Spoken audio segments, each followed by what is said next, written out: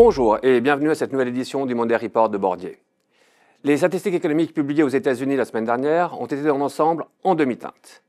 Avec l'arrivée de la guerre commerciale, certaines d'entre elles sont perturbées à l'image de la croissance du PIB au premier trimestre. Facialement, l'activité s'est contractée de 0,3% par rapport au dernier trimestre de 2024. Mais ce n'est pas le signe d'une faiblesse de la demande domestique.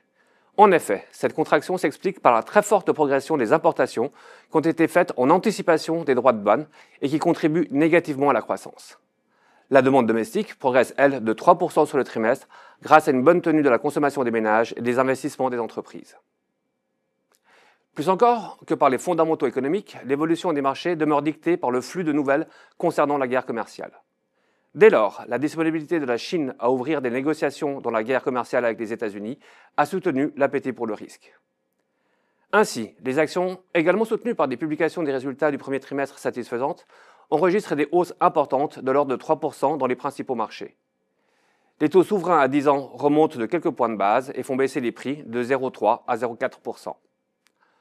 L'or souffre un peu de ce regain d'appétit pour le risque et recule de 0,3%, en ligne avec l'appréciation du dollar de 0,6%.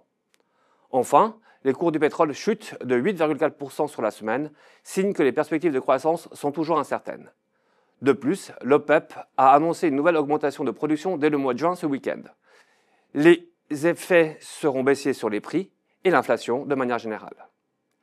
Cette semaine, nous aurons aux États-Unis la publication de l'ISM des services et la réunion de la Réserve fédérale qui devrait conserver ses taux directeurs inchangés. En Chine, notre attention portera sur la publication des chiffres d'inflation. Dans le secteur technologique, le titre que nous préférons parmi les Mag 7 est Microsoft. La société a publié des chiffres du premier trimestre meilleurs qu'attendus et le fait qu'elle soit moins exposée au conflit commercial nous conforte dans notre choix. C'est tout pour aujourd'hui, je vous remercie de votre attention et vous dis à la semaine prochaine.